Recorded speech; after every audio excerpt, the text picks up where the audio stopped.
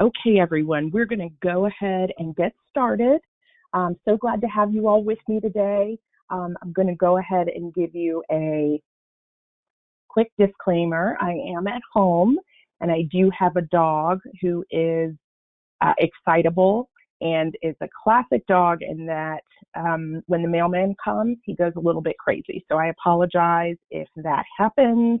I think everybody ends up being very flexible these days because many of us are at home. So just wanted to let you know that ahead of time. All right, so my name is Jovita Woodrich, and I am with Volunteer Florida. We're the state's lead agency for volunteers volunteers and donations before, during, and after disasters. That tends to be the one that many people know us for, especially during hurricane season, times like these. We have a really fantastic emergency management department. We're generally the lead agency for volunteerism and national service in Florida. We are housed in the governor's office, and there actually are 50 state service commissions, which is what we are. And the reason is because we receive certain streams of what's called national service funding from the federal government, and a state service commission had to be created for each of those things for receiving those dollars. So many of you may be familiar with AmeriCorps. I save that for last because it really is just such a fantastic thing that we do, and it is really the core of what we do.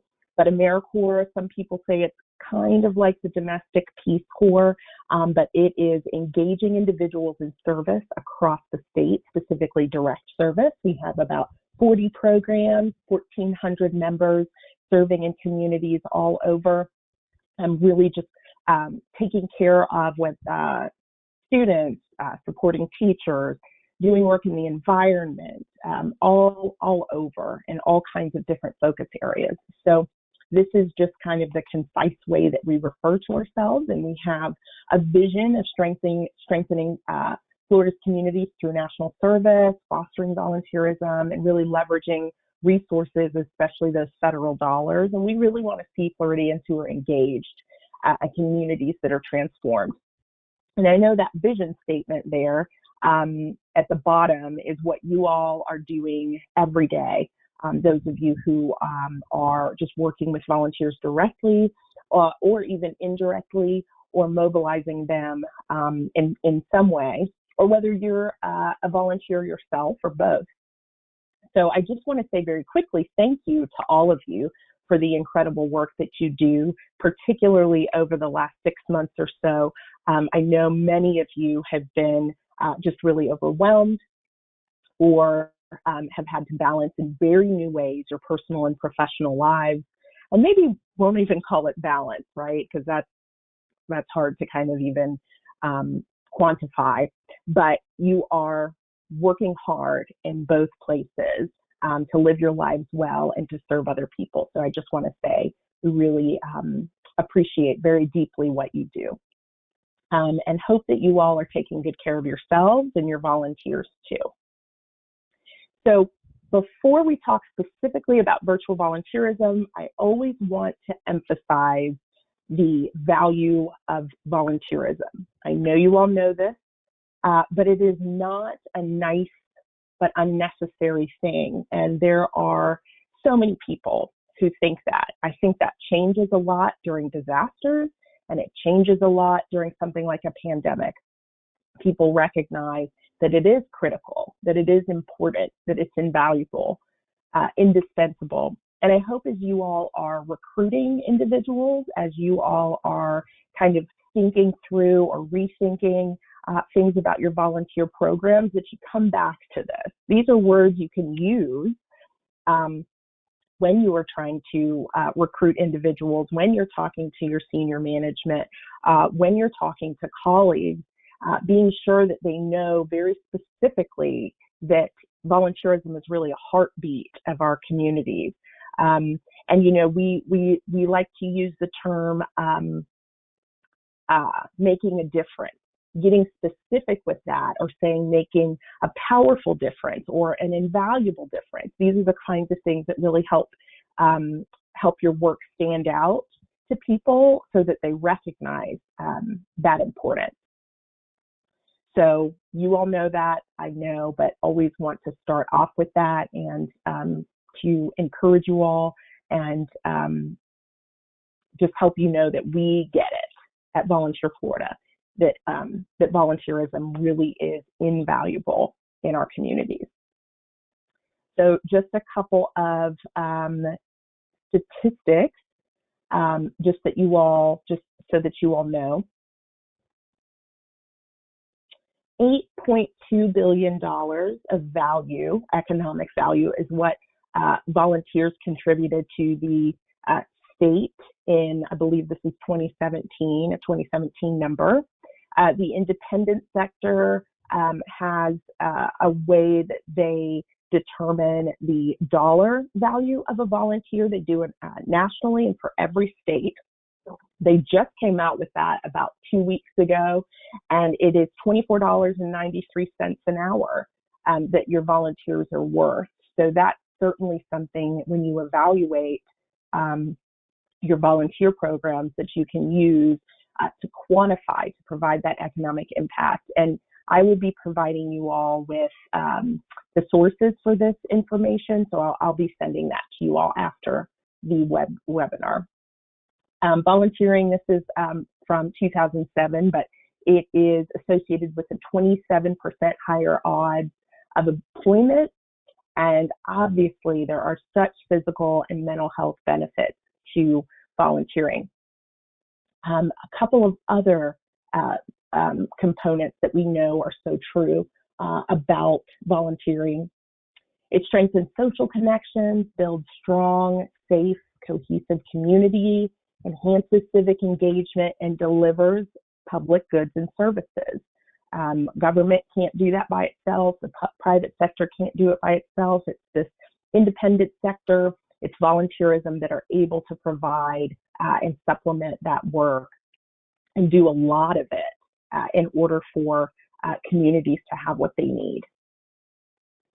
Okay, so what are we discussing today? A lot of different terms that people throw around, and the answer is yes, it's kind of all of these things. It is quick, one-time, very short volunteer opportunities that we're kind of talking about that happen virtually. And all of this has been around for decades. We're not talking about something new, although it's kind of exploded recently. And this isn't reaching people virtually for on-site volunteer opportunities. I know sometimes there's a little bit of confusion that way. And then let me just go into crowdsourcing real quickly.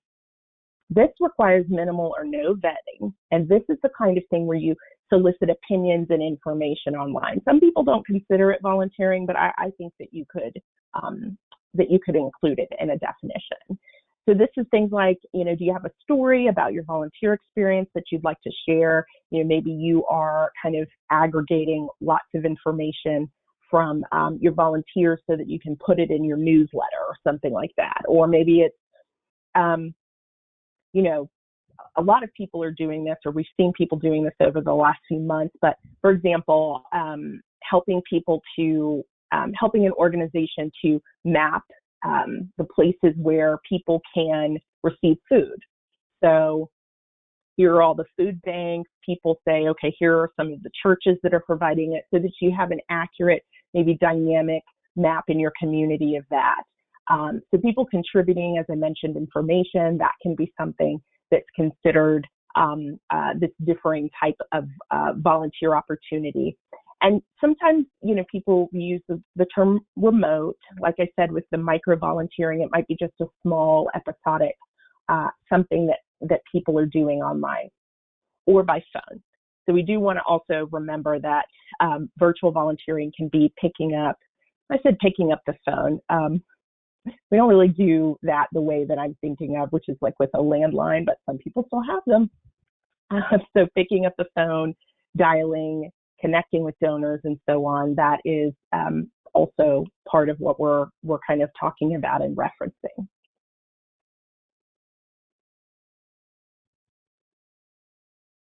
So what I want you to think about is that there are plenty of articles, there's plenty of information about virtual volunteering out there right now. So one of the things that you may want to do is look at what articles are out there and what they are telling volunteers virtual volunteerism is, what they are telling volunteers about its importance. So, for example, I found a quote online, and this is from Country Living magazine, but it said, whether you're interested in virtual volunteering ideas related to the COVID crisis, want to work with organizations aligned with your interests, or are looking to develop new skills as you help others, there's an opportunity for you. In Florida politics, the human impulse to do something during a crisis still needs to be met, and virtual volunteering is making that possible. The human need to do something, even when we are limited in what we can do, will always be there.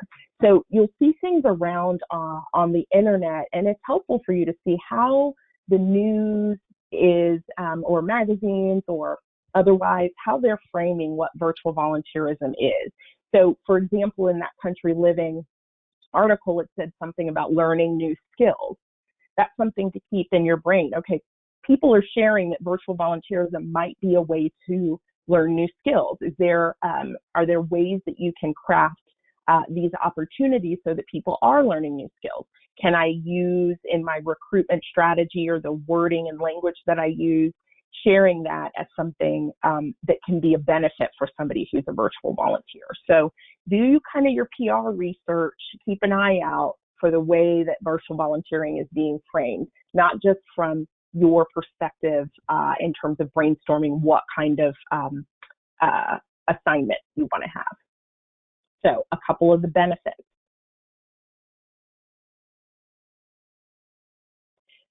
So for volunteers become an additional this is a unique and additional way to support an organization, service without leaving home. And keep in mind, this is preference as well as circumstance. There are people who, as this next section, as this next bullet point mentions, who are limited by disability or potentially travel. This is service despite no convenient on-site locations. It can be service and a love of technology, although it doesn't have to be the love of technology component. But, thinking about some of these things, again, in your recruitment strategy, what are the kinds of things that you're sharing with potential volunteers to help them be drawn to virtual volunteerism, to volunteerism in general? You always want to be thinking about that. And for organization, it extends your resources in a good way. You have more and more people who can be potentially serving and providing additional support for your mission. It removes those time and physical barriers. It's very modern, and it can be accommodating for a lot of people, and it's efficient if you do it well and work on having those plans and processes in place. You can add a new group of volunteers, maybe those that you haven't had before, who find this appealing. And, something people don't think about is that it is environmentally friendly. People aren't traveling to a particular location. So something to think about. And one of the big ways that virtual volunteerism can help you is that it keeps your existing volunteers in the loop, really wanting to try to make sure that those folks are retained, and that they continue to kind of have a pulse of what your organization is about, what your organization is doing, even if they can't do that in-person work necessarily. Maybe they can conduct surveys or compile the data for surveys. Maybe they can help revamp orientations, things that they've already been a part of and are aware of. Maybe you say, what are your thoughts about training? Can you give us some ideas, edit our handbook, let us know what's clear, what's not, and then just generally checking in with them. Maybe you create a specific Facebook page and have a couple of points about what it is that you want the Facebook page to achieve. You have somebody moderate that, and you keep that close group of existing volunteers connected to your organization. So I want to show you all this. This is from the Corporation for National and Community Service, and this is that organization that distributes those large streams of funding for AmeriCorps, in addition to a lot of other grant programs. And they, along with, I think, the American Cancer Society, a number of other large nonprofit organizations, developed this volunteer management cycle. And so what I want to emphasize is that with remote or virtual volunteering, these functions are the same. So they don't change just because things are not in person. Some of them may change in terms of what they look like. So, you know, that planning ahead of time to maximize volunteer impact, being careful not to throw out tasks, toss out tasks online that you haven't really processed through or haven't figured out yet how you're going to screen or interview your volunteers, you know, if it's something that requires that. So I will provide the link for this, but it is a really helpful way to look at the volunteer management cycle and be sure that you're kind of addressing a lot of the areas that are really important to staying connected to your volunteers, having the right volunteers, evaluating how your program is going, and, you know, in the first place, kind of having the right tasks and assignments and bigger picture ideas and thoughts about what your volunteer program should be. So we're going to get going. So you all want to know what exactly, these are just pictures of technology, do you think virtual volunteerism can be? You all want ideas. So I just like this picture. Clearly no one is using this computer anymore, but we are in large ways dependent on good technology in order for virtual volunteerism to be successful. And I'll provide you all with some ideas or some thoughts about that in the source resource document that I give you guys. Okay, so the big picture would be this. Are there planning components of the work that you do that individuals who are volunteering can be a part of? Okay, this can be small planning.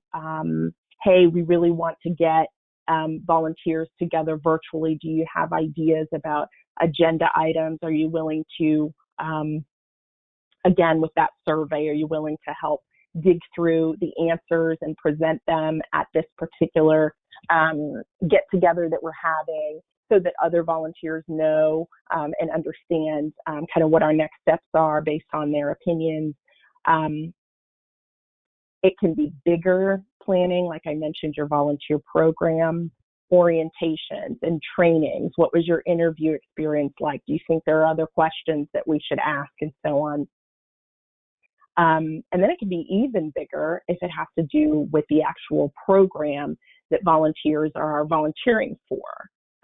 So do they have thoughts as they've been working with clients, as they have been, you know, working outdoors doing the work of your mission? Do they have ideas or thoughts about what might be helpful to change? Of course, you want to let them know. It doesn't mean that you're going to necessarily use their ideas, but and you would say that in a more pleasant way, of course, but just that input can be valuable as you all are learning how best to continue to achieve your mission. Reading, we're going to go into this one in just a little bit, but again, these are kind of your big picture thoughts when it comes to virtual volunteering. Data analysis and processing or data management, record keeping, research, tutoring or mentoring, excuse me, other students or others, okay? We often use the words tutor and mentor when we're talking about students in primary education and so on, but this can be adults, people who maybe want to learn more about digital communication, or perhaps there are clients that you have and you want to teach them other things than what you teach them, or provide additional services for them, and that requires some walking along with them, maybe that's something that your virtual volunteers can do for your clients, some other additional service. So thinking about tutoring and mentoring, not just for students, but for other people. So other big picture categories: project management, any kind of analysis, advocacy for your organization, administration, marketing and public relations, mobilization, communication. Okay, so those are some big picture categories you can think of and sort of brainstorm. Are there things within these layers, within these categories, that might be beneficial in terms of finding new opportunities that are virtual? Okay, so some specific ideas. Translation. You know, even if you don't live in a city with a large population of individuals who speak a different language. So, you know, I live here in Tallahassee, and it is a predominantly English-speaking city. There are individuals who need to understand what services you offer, and you want to be able to reach those individuals. So have somebody translate some of your key documents is an idea. The other part is of that, and it's not exactly translation, but how do you make your organization more accessible to those who are hearing or visually impaired, for example? Maybe somebody can do some research on that for you, help you understand digitally there are components to that, you know, whether it is, I mean, there are a number of different layers that can be, that you can think through to make your organization more accessible or your digital materials more accessible. So that's one idea. Again, we've just kind of mentioned facilitating online discussions. This can be for clients or consumers or for fellow volunteers. You know, what are some ways that that person, you know, that volunteers can moderate varying discussions you might have online. So edit, prep, and tag photos for online use. I don't know about you all, but I have hundreds of work photos, and then don't even talk about my personal photos.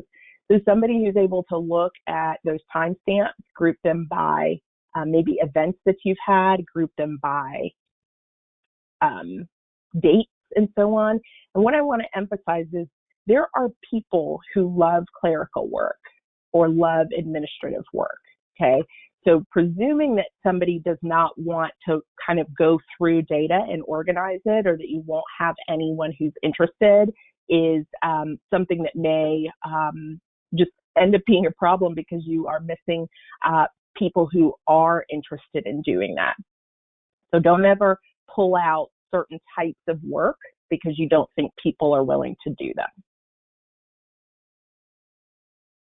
Okay, I know this sounds silly, but if you, for example, have a volunteer appreciation event and you decide you want to move it to the virtual space, maybe you have somebody and you say, all right, we need you to write some sort of song that is about appreciating volunteers, or a poem, or write a skit.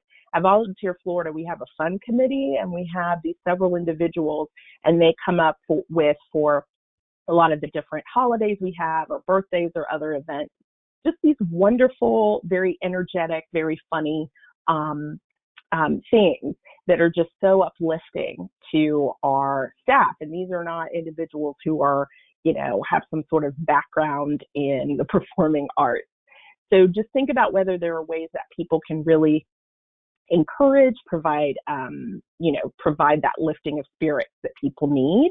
Maybe there's some volunteers who do that, and they, again, you do that for recognition or just as something special to help encourage and inspire your existing volunteers. So just something to think about. We really need those laughs right now. So you've got drafts of some things, whether it's newsletters, things online, or new volunteer program documents. Have people critique or edit those. If you have beta products, things that you're trying out but you're not necessarily publishing yet, we have something like that digitally at Volunteer Florida, and a number of us are looking to make sure that it's doing what it's supposed to do, whether it's just kind of logging in, playing around with something, making sure it works on different browsers. I've had that issue before. You're in Internet Explorer versus Chrome versus Firefox, and things display very differently, something like that. And then, of course, there's designing graphics. And don't assume in this way that the person has to be a graphic designer. You'd be surprised at how many people have giftings with PowerPoint. I'm sorry, what is it called? Photoshop, I apologize. And other types of software who can help you. Transcription, right? So you have a meeting and somebody writes through what exactly occurred in the meeting. And it could also just be, somebody who's taking notes or minutes on something. Developing some sort of curriculum that you might have a need for. And some of this too is stepping outside of what you typically do and thinking, okay, I for example, I have a list that is called my to-do list that's called Someday Maybe list. And there's all kinds of things on there that I may not ever get to that I would love to get to. Brainstorm through some of those projects. It doesn't have to be that it is this imminent thing that you want that volunteer to do. It can be things that are going to help you along in the future.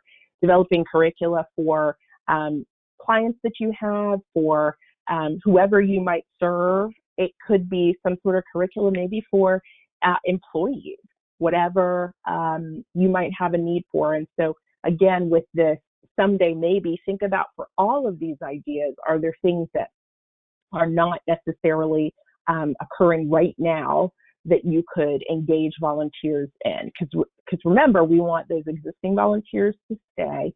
We want to recruit new volunteers.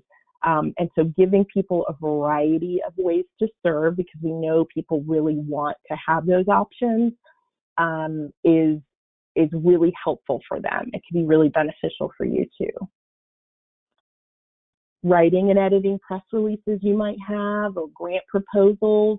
I know with any of the things on here that have to do with editing, I know it's very easy to get into jargon. So you start writing in ways that people within your organization might understand, but not the lay person, or you skip over really critical information about your organization.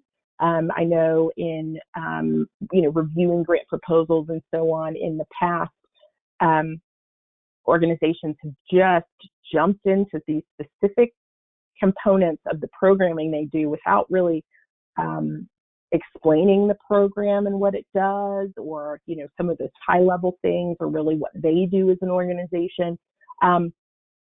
So making sure that you're not in the weeds in that way. You may have a great volunteer or a couple of volunteers who say, wait a second, you weren't addressing the post, the prompts.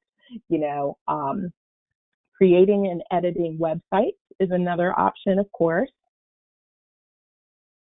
Managing other virtual volunteers, so volunteer leaders. Editing videos or podcasts. And here's one that I think is great, is monitoring news or blogs. So again, like I talked about, hey, what are people saying about virtual volunteerism? Whether it's from the side of the volunteer or from the side of getting kind of more information as your organization, ideas about virtually volunteering, ideas about volunteer management if you're engaging in virtual volunteerism, enlisting those volunteers. So that can be really helpful, in terms of professional development, in terms of just knowing what's going on in your field, having people look for and kind of source that information.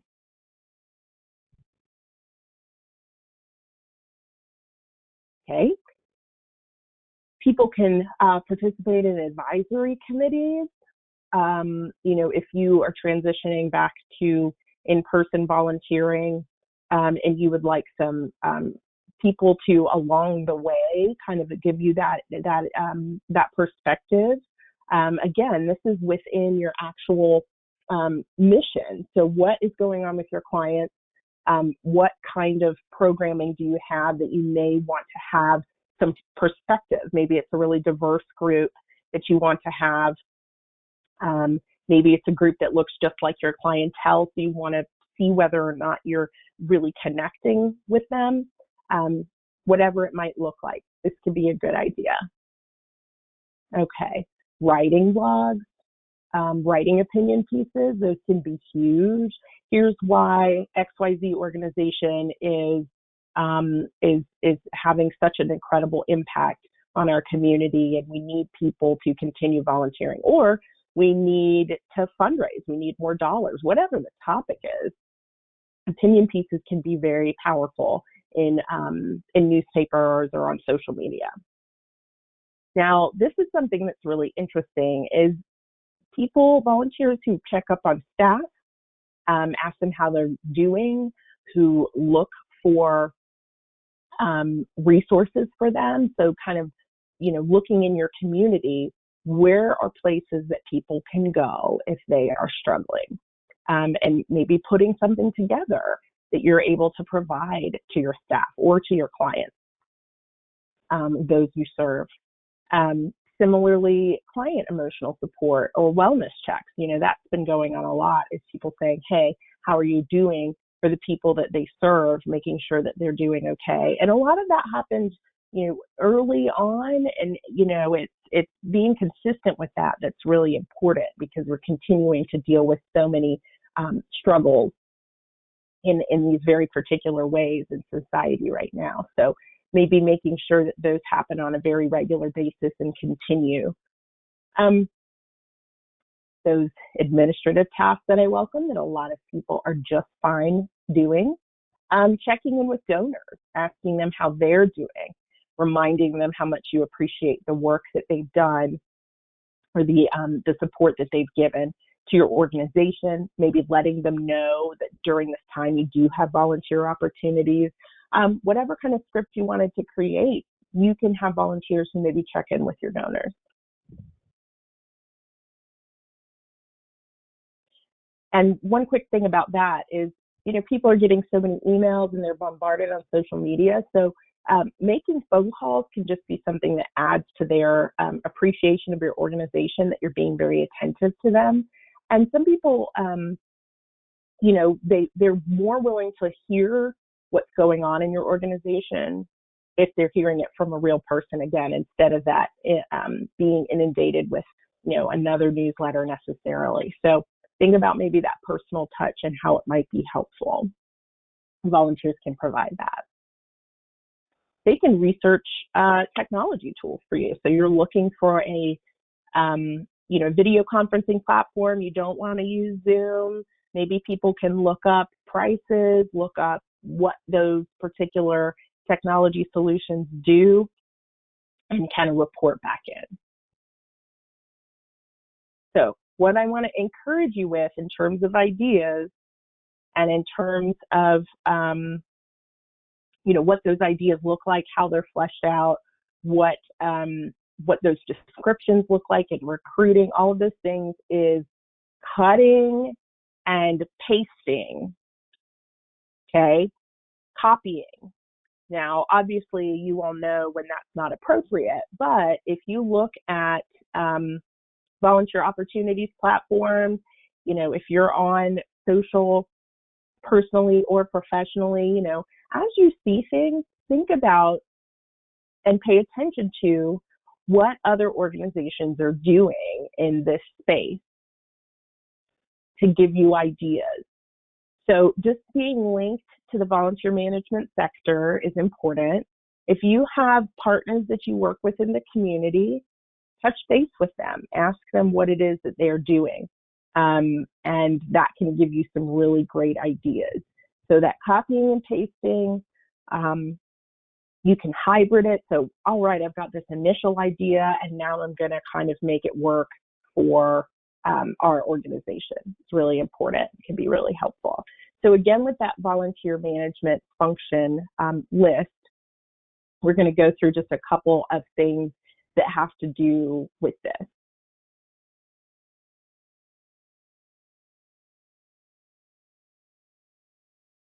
So that first component, or the second thing, was strategic planning to maximize impact. And again, that's thinking through ahead of time. what it is that you want to accomplish versus having this virtual opportunity in and of itself just because everyone is talking about virtual volunteerism. You still want to have that excellence in planning and in being purposeful about your volunteer program. So the first big thing is that vision. You know, as I said, for Volunteer Florida, we want to see Floridians engaged. That's our big overarching vision. So what is the vision of your organization? Some volunteer programs have their own vision. And then you want to go to the mission. You know, this is operationalizing the vision. You know, taking that step back before you create these opportunities, or as you create these opportunities, thinking about these things can be really helpful, just to reconnect maybe some of your ideas to what it is you really do. I know you know those tasks that are done, but that big picture, sometimes you can really get some wind in your sails when you're brainstorming. So then if you have values or principles that your organization has listed, some people have those, their organization, looking at those, that can sometimes give you ideas.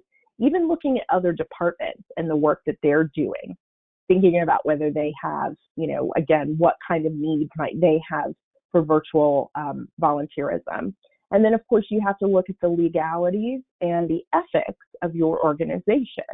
And I know you all, I'm preaching to the choir on this, but it is something to really think about, especially in the digital space, you know, wanting to be careful not to, you know, share confidential information or personal information, things like that. But there are other layers to that. So you want to be making sure that you're keeping all of these things in mind.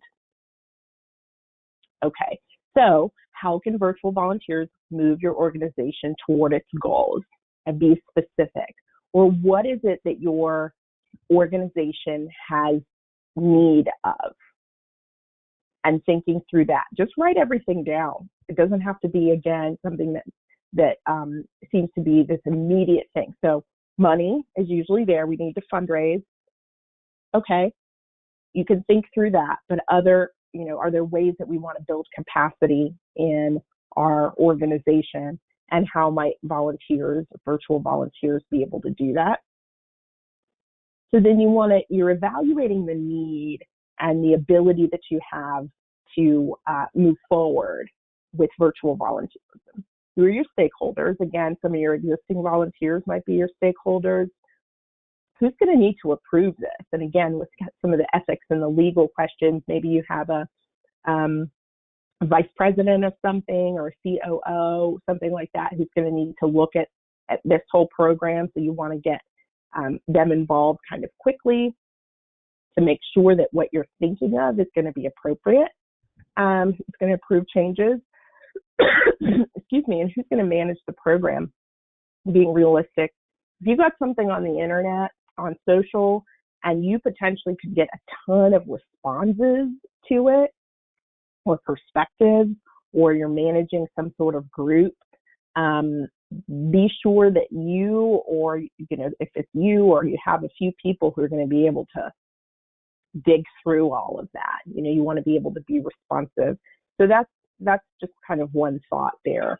You know, do you need to have, for example, buy-in from your staff? Whoops, that went a little far.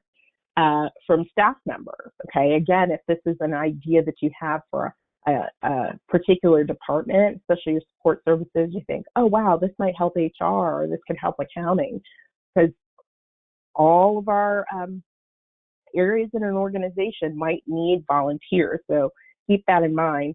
You know, what are the resources that you're going to need? You know, if you have a volunteer and you want them to create videos, maybe instructional videos about something, how to use our website, how to use, I know Royal and Kay are on here, Volunteer Leon. Here's a YouTube video of how to best use this. Or maybe that's a little webinar. You want to make sure you have that. We have that type of technology. Or if you want somebody to do something that is kind of, it's a video, do you want them to have the appropriate lighting so that it doesn't look like this dark mood lighting space in their house? You know, do you want them to have a microphone? Do you want them to have headphones? there are things like that that you just want to kind of keep in mind. Maybe you need to be sure you have the business edition of Dropbox because you're sending files back and forth, video files or photographs, and you need to organize them in a certain way, things like that. You just want to keep that in mind. And what are your goals for your volunteers? Beyond just the hours and the number of volunteers, what are some other goals that you might have for the type of work that the volunteers are going to be doing, for the type of support they're going to provide? Okay, so I'm just going to whiz through these because I know they're kind of not as exciting as coming up with the ideas, but they are really critical. Make sure that you review your policies and procedures, and if you're changing anything for virtual volunteers because that type of program is a little different, keep that in mind. And it is a really good idea to update your policies and procedures with whatever those changes might be.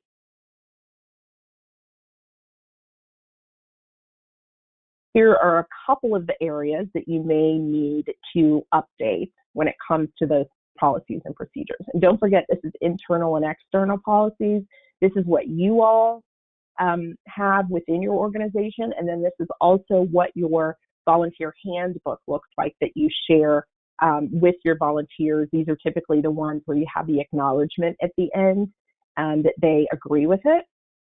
Privacy, both their privacy and the privacy of maybe people that they call or work with. If you have people doing, a phone bank or something like that, maybe you need to put something in there about those individuals not using those phone numbers for anything else, or using personal information. If they're emailing people, that they can't use those email addresses and ask them about buying the amazing homemade barbecue sauce that they created and have a business for. I have no idea where the barbecuing came from, maybe because it's summer. Anyway, so that double use or that inappropriate use of information, maybe that's something that you have to think about. Of course, safety, and this is digital cybersecurity kind of safety is one thing you want to think about. Boundaries online, that's a big one. You want to think about how people are relating to your clients or to staff members. Going back and forth with that keyboard courage, where somebody starts to get frustrated and then they start putting stuff on there. You may be able to delete, but at that point the damage may have been done. So you want to think some about that. And some of this may already some of this may already be in your volunteer handbook in terms of, how people relate to your clients or staff and so on. So it may not need to be updated, but it's just worth thinking about. Hacking, you want to be very aware of what that might be an issue. People tend to already be aware of that. This is the kind of thing you may want to touch base with just an IT director, or if I know many of you wear multiple hats, maybe you all are the IT director or someone else. And you may even be able to have a volunteer that helps with this. If there's somebody who seems to be really tech savvy, just say, hey, do you know much about, kind of how we, the best way for us to be careful online. And the next one is transparency. So that's that honesty and clarity in what the volunteer is doing and then what they actually have done. This is kind of accountability. And then, having feedback from volunteers and staff is something that you still want to be sure that you have in your policies and procedures if you don't already. And this is really critical if this is a new thing for you. If virtual volunteerism is new, it's really important for you to get feedback about how that's going. And maybe your feedback, the way you get it, changes a little bit. And so that might be something that you put in your internal procedures is, okay, here's a new way that we started to get information from our volunteers in terms of feedback. Because again, with your policies and procedures, this is, if you won the lottery and off you went tomorrow, the next person would know, either in person or virtually what the expectations are for volunteers, and then what your procedures were. So maybe your feedback now changes to calling people in person and asking them the questions. Specifically, maybe you already do a survey and you decide to continue to do that. A lot of people have those in-person surveys, and the volunteer kind of writes through those in person, so that might need to change a little bit. Okay. I want to make sure I get you out of here. So think about, with virtual volunteerism, titles, purpose of position, any qualifications, tasks and duties, training. People want to feel like they're qualified for something. That's part of the value. So, thinking about not things like digital assistant, that might not be very helpful for people. But is there something that you can, very clearly indicate from the title of the position that will draw people in? And what's the purpose of it? Again, connecting it to the agency mission and impact. What's the impact of the volunteer work that they're doing? Again, that gives you that sense of ownership and of kind of the bigger picture. And, not everything. If you're just kind of asking people for their opinions on things and so on, that's kind of that smaller, micro volunteering, kind of on that line sort of thing. Of course, you don't need to have this, but it can be really appealing for individuals to know a little bit more about why what you're asking them to do is important. So it's kind of up to you how you want to use that. And the other section is having deliverables on it. We expect, to have, here are goals specifically. We want you to post 3 times a week or check in with us once a week about how well this particular administrative work is going, whatever the case is. If you have any screening or monitoring that you need to be, that needs to be done. People are working online. That doesn't mean that you don't necessarily need to do a background check or something, especially depending on who your clients are. What the time commitment is, you think realistically. Is this something that is going on just for the month of August? It's a specific campaign that we have, or is this something that's ongoing? Those kinds of things for you to think about are really helpful, and then also to be able to convey those things. And it might be you're recruiting online, and then you've got some details about the description on your website. Okay, here's something that's really, really important, and I kind of touched on this, but make sure that everything you're doing, if it's digital, is up to date. Okay, is that Twitter handle correct? Is your email address correct? The name of the person that they might be connecting to, is that correct? Mailing addresses, phone numbers, all of those things. You never know how somebody might try to connect with you. If you have a volunteer handbook online, does that link work? Okay, making sure that all of those things are up to date. And one other thing that you may want to do is just make sure that you're posting something that you're whether it's your social or your website, that it is that it looks up to date. If you have a news section and the last newsletter was February 2015, those are some of the bigger pictures. Maybe you need volunteers to help you with that.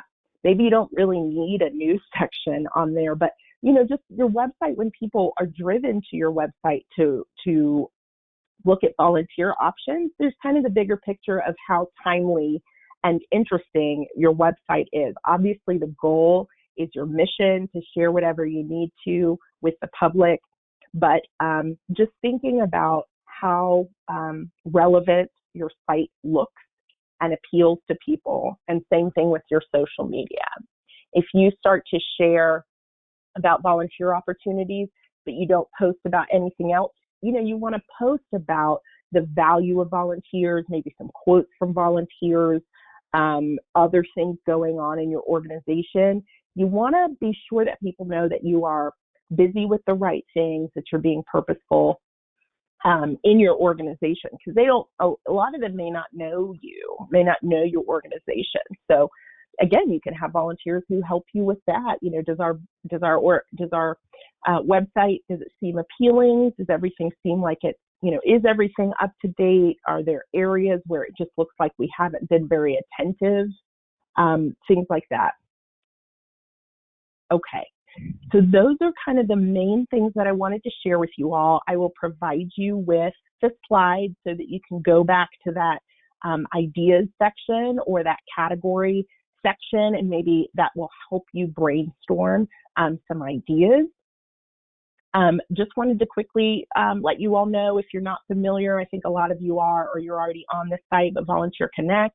Continue to want to register people. This is our volunteer opportunities platform, the official one for the state. We hope that you'll register here as well as in other volunteer opportunity platforms. We know that there are many around the state, and our goal is more visibility, more volunteers. The more places that you put on, that you post, the more likely it is that people will see your volunteer opportunities. And we are in the midst of switching some things on our site so that we have a specific virtual volunteerism button, and people can sort by virtual volunteer opportunities. So we hope that you will post with Volunteer Connect if you have those virtual options, or if you're doing in-person volunteering, that you'll post there. So just wanted to remind you all of that. And does anybody have any questions? You can put them in the chat or in the question box. I'll just wait just a little bit, and then we will be finished for today. This again is that cycle, those volunteer management functions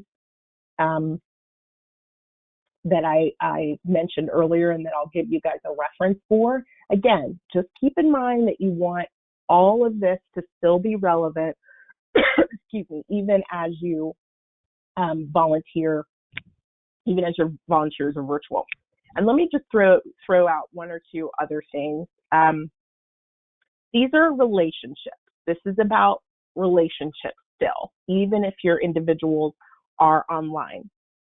They're still accountable to you as volunteers, and you have to be able to figure out how best to control the environment and give people a framework for how they're going to volunteer virtually.